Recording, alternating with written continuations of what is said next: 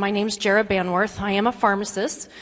I owned and operated my own compounding pharmacy in Northern California for the better half of, or over 13 years. And in that experience, I got to serve the needs of my patients. And through that, I got drugged through hormone replacement therapy, kicking and screaming. And then when I saw what my patients could do, could have a wonderful life and a normal life again, that fueled the passion for going deeper. With that, I was able to help a lot of migraineurs, and I had an association with a pain management physician who was mystified how I could cure so many of his female migraineurs. And we developed a wonderful relationship to where we were collaborating on integrative practices for pain management, and I became the second pharmacist in the state of California for prescribing rights, and had the wonderful opportunity to manage the whole spectrum of that patient and really do the integrative aspect of pain management and whole health and holistic type of medicine. Well, with that, I also got to get incorporated into A4M many years ago, as well as making connections with aesthetics physicians, and really had a passion fueled of mine on skin health, skin therapy, and things of that sort. So this topic is a little bit of a pattern interrupt from what we've been hearing this afternoon, but it's innovations in scar prevention and therapy. And there has been some wonderful advancements in technologies in being able to really provide that avenue for our patients in helping them prevent a scar, and if they already have a scar, help diminish the effects of that. So since we only have 30 minutes, we're going to do just a few things. We're going to talk a little bit about the scarring process. We're going to go ahead and introduce our next speaker, Dr. Jan Trokel. He's a board-certified facial surgeon specializing in facial aesthetic contouring. He's a graduate of Hofstra University, and then he also did his maxillofacial preceptorship at Parkland Memorial Hospital, which is very well known for those types of things. He does a lot of different things with volumizing and structural lifting, and you may have heard of the Y-lift. He's the one who invented it, and he's going to talk to you about that now. Thank you for that. Can you hear me? Okay, thank you for that introduction. I'll give you a little bit of, she gave a little bit of a background. I went to dental school first, then I went to medical school, and then I did general surgery, then maxillofacial surgery, and then I did an aesthetic fellowship after that. And in all my years that I was doing that, I always came across facelifts. We did a lot of facelifts. And people were getting them in the 30s and 40s, mini lifts, 50s, 60s. And I used to look and I used to say to myself, well, why is a 40-year-old getting scars put on them? And then I used to look at the older women and I'd say, well, they don't really look very natural. Some women looked a little pulled, a little tightened. So I always started to think, there's got to be something else. There's got to be something else. And I'm going to share with you my journey and my passion over the last 10 years. So let's start with this. Do we have audio? Wow. Man, you should call that the wow lift. Yeah, the wow lift is right. You know what I really noticed so much is the jowls here. Wow. It's beautiful right here. And then under the neck, it's amazing. So this procedure was done on the doctors in about 15 minutes, and I'm going to show you. Thank you very much for coming to hear my talk today. I know it's the end of a long few days, so I appreciate you coming. And I'm a holistic dermatologist. I started out as a conventional dermatologist and got into alternative medicine, wrote the first integrative textbook on dermatology, and have been speaking here for years. Recently, I did get interested in THC, cannabinoids, and even though this room is pretty empty now, in about 2 years, everybody will be into it because it's the next big thing. So I'm going to speak about the science behind hemp, cannabinoids, and THC for beauty and skin problems, as well as psoriasis, eczema, acne, seborrhea, and even melanoma. There are studies on this. First of all, let's look at what cannabinoids are. They can come from medical marijuana plants or from industrially grown hemp plants. Both are varieties of cannabis sativa, but they're grown for very different purposes. And each one comes with its own legal status, as you know. Things are changing very rapidly on a federal level and state level, and we'll see where that all ends up.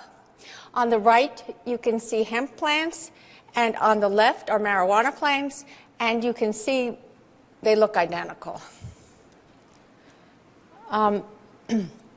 CBD or cannabidiol extracts, which are produced directly from cannabis or marijuana flowers, are up to 15% CBD, or 150,000 parts per million. CBD extracts can be produced indirectly from hemp manufacture as a byproduct of the flower. All right, now the next presentation we're going to be talking about rosacea and everything you need to know, the aesthetic perspective of rosacea. So it's a 30-minute presentation. As you can imagine, I have always, for the last 20 years that I've been coming to this conference, for 25 years, I always have a lot of slides to present in a very short time. But I think there's a whole entire perspective that we need to consider, and for that, I think it's necessary for you to see from a global venue. So first of all, we need to understand that rosacea is a family of neurovascular skin disorder. We understand that there's some specific areas of the face that we will find the rosacea to somewhat appear more than others, like the butterfly area, the chin, and sometimes the forehead. We know that rosacea may be affecting, usually we say around the age of 30 and over, but it may be also found in a young child, and we're going to see how that takes place. And rosacea is only located within the face area. We also know that it affects the entire structure of the vascular system. What we see is more of the dermal vascular structure, where it's more of the flush and the blush at the surface of the skin, but entirely, the entire circulation needs to be considered. Now, if we look at this chart, I don't know if my pointer will work this far. Let me see this one. If we look at this chart, we know that the pH of the skin, first of all, needs to be always balanced. We know that the pH, healthy skin, should be at 5.5. But what happens with rosacea is that we do have the dilation of the arterial microcirculation as well as the venous microcirculation that becomes more... Avoid the appearance of their hands. So you have to educate people about, yes, Mrs. Jones, we can certainly address that brown spot. Yes, Mrs. Jones, we can certainly change the appearance of those veins on your hands, but let's talk about what's really happened here and what would be your ideal treatment. So it's going to be just like every other, treatment that we should properly offer, combination therapy.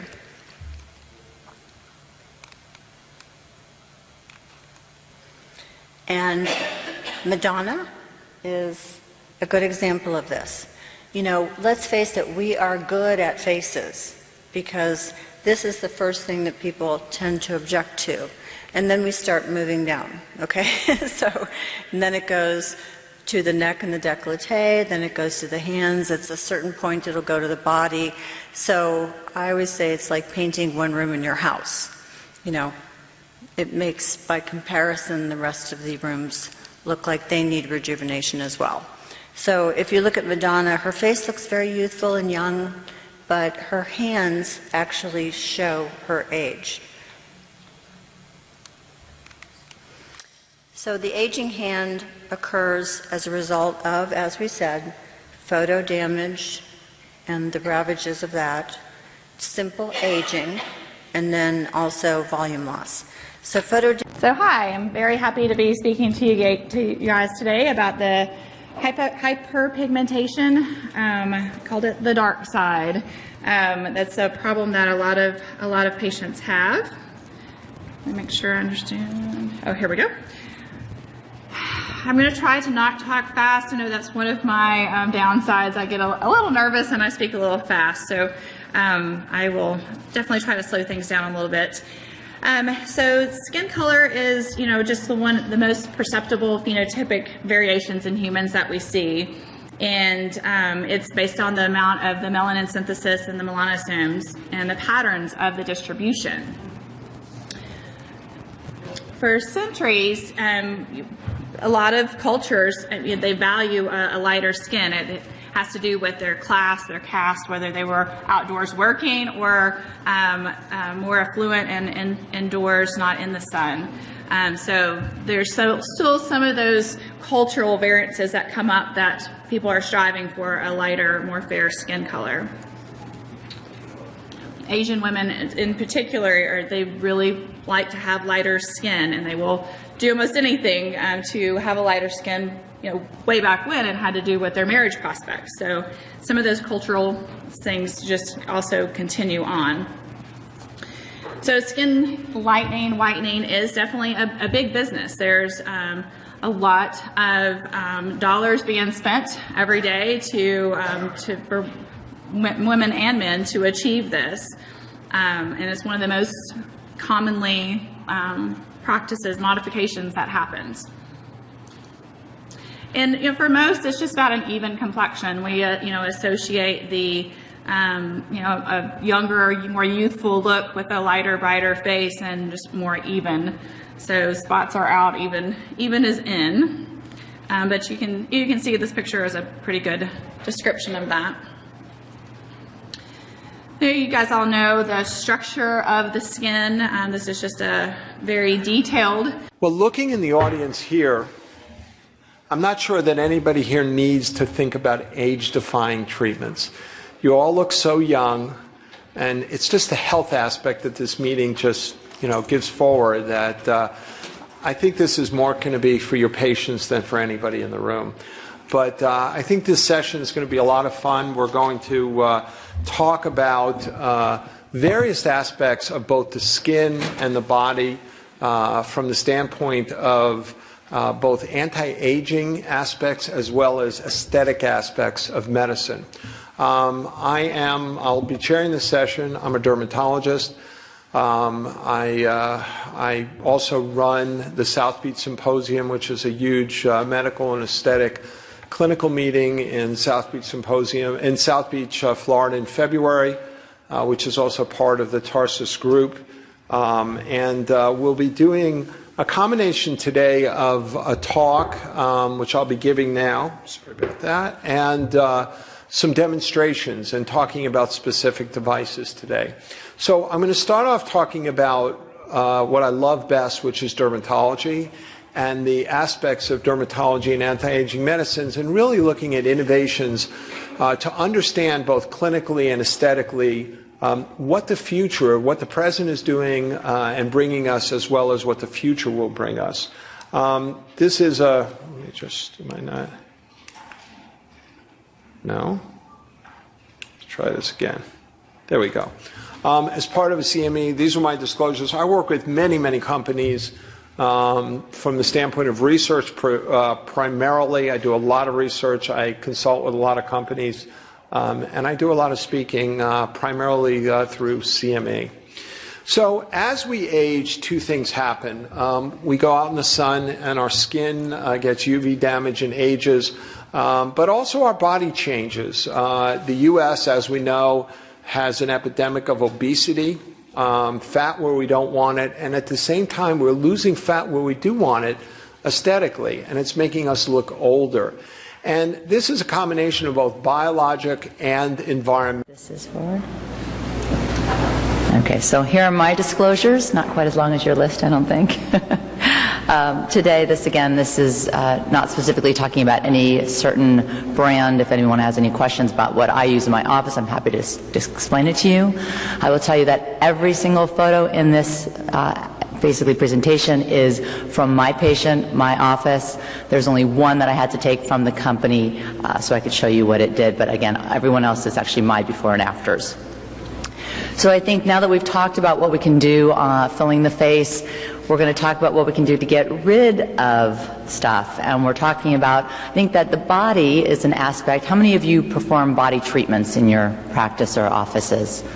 Not many. Okay, I think that a lot of people are looking for what's out there. What can they do to improve the skin as it ages? And we see a lot of skin changes, the distribution of the fat on the body, improving that as well.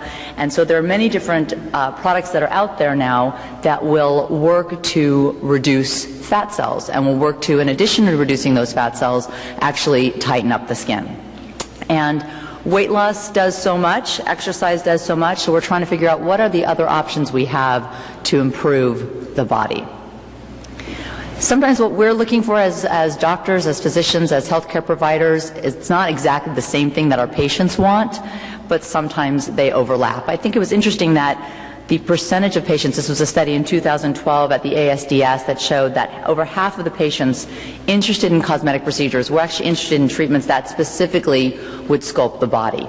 And so they want these fast procedures. I think the idea is to... I would like to introduce our next speaker, who is Dr. David Goldberg. And Dr. Goldberg is, again, another person who has been a significant innovator in the field of aesthetics, cosmetic surgical procedures with lasers, and is truly considered a leader in this field. So he is recognized nationally and internationally for his innovative work with skin lasers, cosmetic dermatology, facial rejuvenation techniques. He's a board-certified dermatologist and an attorney, which I don't see mentioned in here, but and has been in practice since 1985. He's treated patients throughout and taught doctors throughout the world, and is considered an educator in this field as well. And he practices currently in New York, where he has the skin laser and surgery specialist of New York and New Jersey. And they do a lot of research there as well. So he has been involved in a lot of the research for the devices that you'll be seeing at this meeting. And so I welcome Dr. David Goldberg, and we're so pleased to have you. Thank you for coming. Thank you, Sharon.